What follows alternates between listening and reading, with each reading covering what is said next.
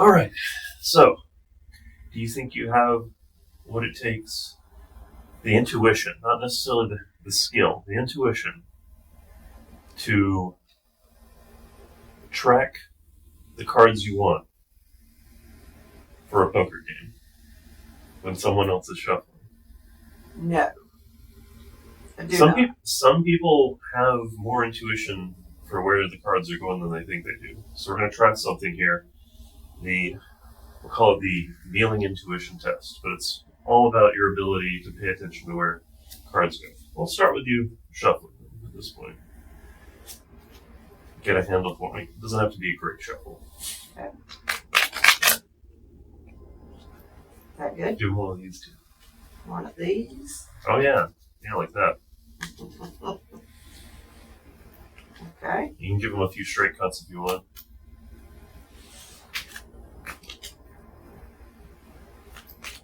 Done.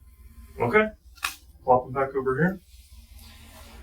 Arrange them. Okay, so I'm going to show you. We're both going to choose a card, but it'll be up to you to track where they both go, right?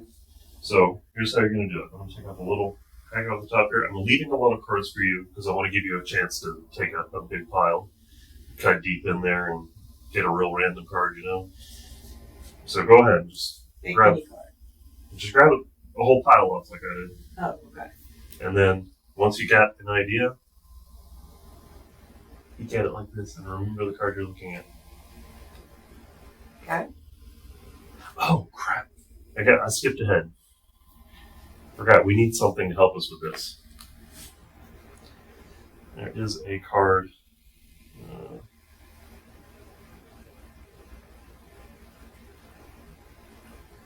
Here it is. We're going to need this one later, so we can't pick that one. Okay. So, again, you want to shuffle it again? That's fine. Alright, so there's mine. Okay. You got your card? Alright, mine. Alright, put mine back on top. You can put your back on top. Now this is the part where you have to pay attention. We're going to give these cards a little bit of a shuffle. You got to watch where your cards go. Hopefully it will put them closer together.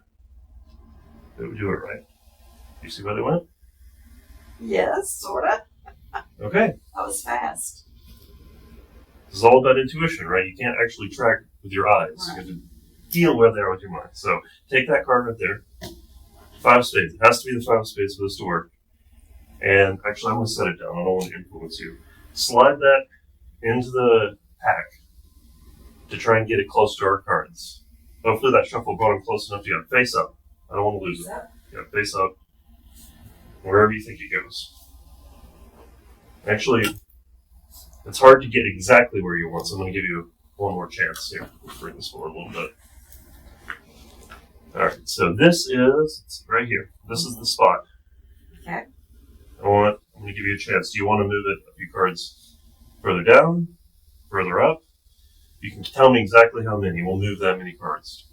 From this side to that side. Move these 8 of those. 8 to this side. Okay. 1, 2, 3, 4, 5, 6, 7, 8. Fair? Mm-hmm. That's what you want? You don't want to send any back the other way? Yep. This is it. This is what you want. All right. Oof. This is not the biggest table in the world. All right. So you have one more task to see if your intuition is complete. Okay. You need to take this 5, leave it wherever it is, but rotate it 90 degrees this way or 90 degrees this way. It will make a difference whether it works, which one you choose. Okay. That's your choice. So let's go back. You shuffle to begin with. Mm-hmm.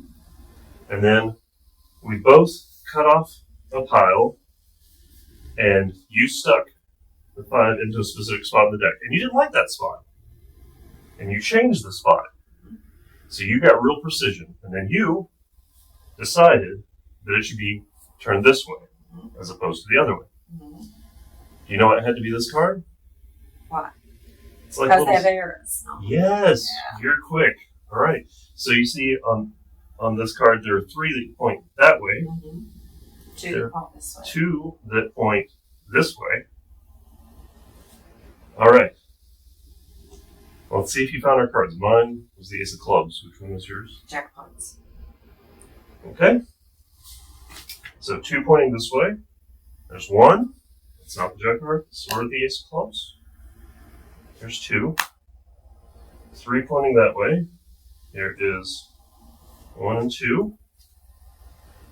Those are not Jack of Hearts or Ace of Clubs. Here's 3. There's the. Let's find out. Oh, things are going good. All right. You want to turn yours over? Or which one do you think it's going to be? Oh, you nailed it. How'd you do that? How did you do that? You made all the choices here, honestly. Wow, that's impressive. I don't know how you did that. All right, first of all, credit to Ollie Mealing for coming up with the plot of his trick Signpost. You should go check it out on his channel. I guess a link in the description. And you could check out his Fiverr Friday subscription. I think it's still going on. Or whatever subscription you can get on that can get you access to the original method for that. He also has an alternate method for free on his channel under the title PipNav. I'll put a link to that one too. But it's the Signpost plot that I'm copying here. But this version, unlike his, is completely impromptu. You can do it with a borrowed shuffled deck. You hand the deck over to the spectator, have them shuffle, and when they give it back to you, say, all right, we're going to need one specific card to help us out here, and you're going to go through and you're going to look for the 5 of spades, but you're going to look from this end, because as you go, you're going to take note of and memorize the 4th card and the 6th card. If you want, you could cut to make them have the same suit to make it easier to remember. So you could say, where is it? No, that's not it. And then I've put the 4 of hearts and the King of Hearts in the 4th and 6th position. Yeah. So how do you remember that it's the 4th and the 6th? Well, you're about to pull out a 5. 4 and 6 are on either side of 5. So anyway, you're going to memorize those 2 cards under cover of searching through the deck to find the 5 of spades.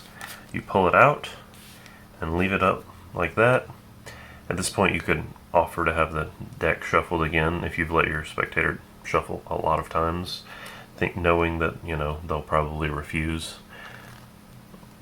But if they don't, let them shuffle and figure out another way to look at it or do something else. It doesn't matter. It's still a nice thing to do to offer to let them shuffle again at this point. So at this point, you're thinking about, oh, I got to remember the 4 of hearts, the King of Hearts. But what you say is, we're both going to cut off a pile and remember the card on the bottom of it. What you do, take a fairly small pile, 12 cards or so, and just put it on your hand while you're explaining what you're doing. And you want to encourage the spectator to take a fairly large pile here. You could say take as many or as few as you want, but if you have them lean towards more, you might get lucky and have them take off a big pack like 26, and you'll save some having to correct for their choice of packet size in a moment. But while they're doing that, what you're actually doing, without looking at your hands, you're looking at them the whole time, you back jog the top 2 cards, jog the top one back to where it's supposed to go. So now you have the 2nd card in jogged, and then by pulling down with your ring finger and your pinky hard, and pushing with your thumb here to keep the whole deck from bending. So you bend the pack down with your thumb, push the corner down with your ring finger, and then pull down with your pinky. And what that does is puts a nice little corner crimp on the bottom of that 2nd card, and you can square it up with your pile. And then you're going to pretend to look at your card, but it doesn't matter what you don't think about it. You're still just thinking, oh, the 4 of hearts, the King of Hearts. Those are the 4th and 6th cards, the 1st and 2nd cards, as you might want to think of them. Then you put your packet down on top of the deck first. Then you have them do the same and square it up. So it seems like you both picked a card in a very fair way. They have picked a card in a fair way. They get to cut wherever they want, basically. But your goal is to have them cut off about half the deck, 26 cards, so that that crimp ends up in the middle of the deck, so that when you cut to shuffle in a moment, the packets that you cut it into are equal. So if they had a much smaller pile, they might end up putting it back together with the thing very close to the top, and you're going to have to like do a table cut. If you see the crimp is not close to the center, you just quickly do a table cut, move it back to the middle.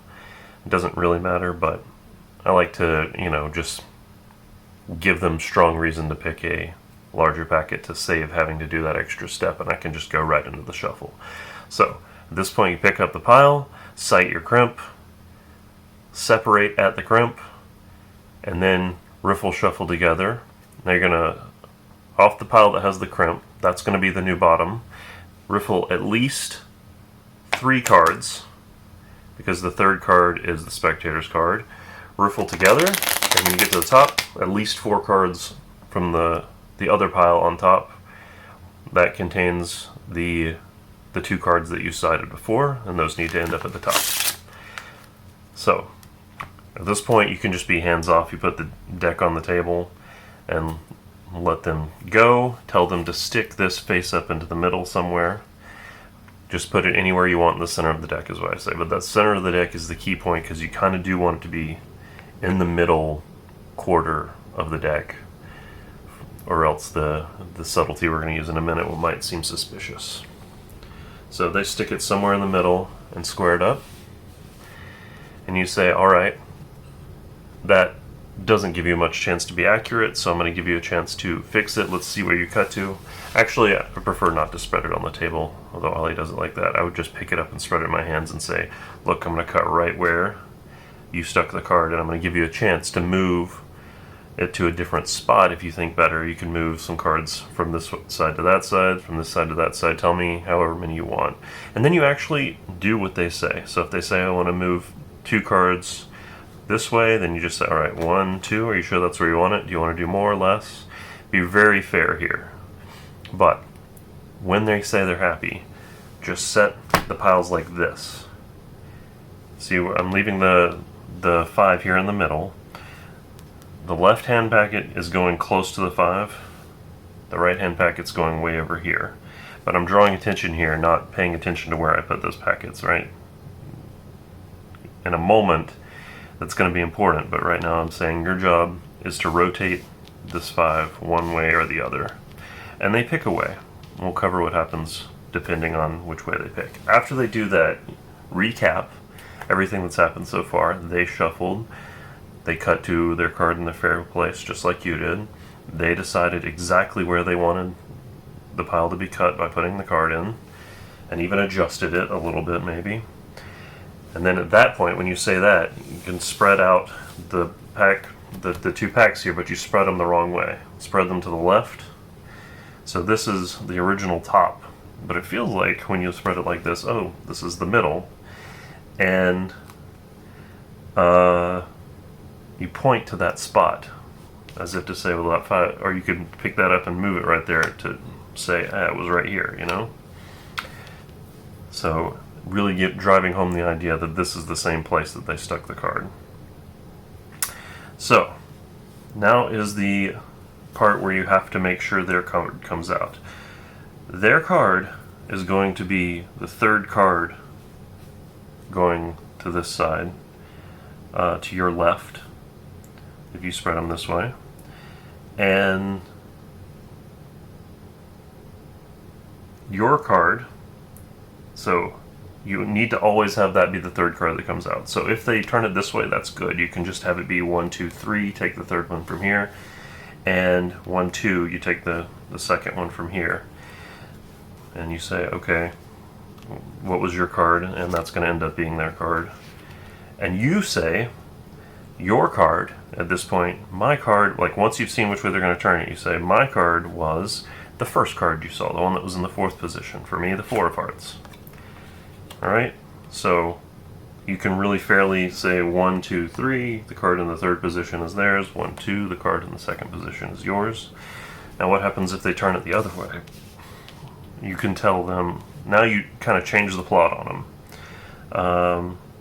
You say, you could say like these are spades, so we need to dig out 3 cards in this direction and 2 cards in this direction. And so now the number of pips is the number of cards that you're going to take. Oh wait, sorry, we're doing it this way now. So now the number of cards you take away is the number of pips pointing in that direction. So if it's this way, you take away 2 cards here, you take away 3 cards here. So when you say what your card is, you're going to say my card was the second card you saw, in my case, the King of Hearts. But still, we end up with their card here. So it seems like their choice actually made a difference. You could even show them these cards and say, like, if you had turned it the other way, you might have ended up at this card instead. But that wasn't my card.